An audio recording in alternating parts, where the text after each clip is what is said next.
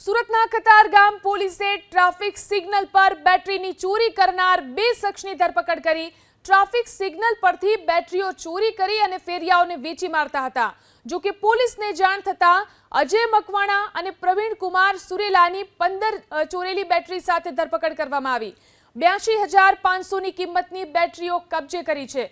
પોલીસની પૂછપરછમાં બંને આરોપીએ કબૂલાત કરી કે કતારગામથી 6, વરાછાથી 18, ઉત્તરાણમાં 6 અને મૈદરપુરામાંથી 6 તો પૂણા અને સરથાણામાંથી 15 બેટરીની ચોરી કરી હતી।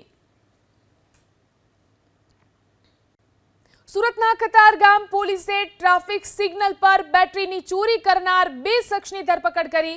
ટ્રાફિક સિગ્નલ પરથી બેટરીઓ ચોરી કરી અને ફેરિયાઓને વેચી મારતા હતા।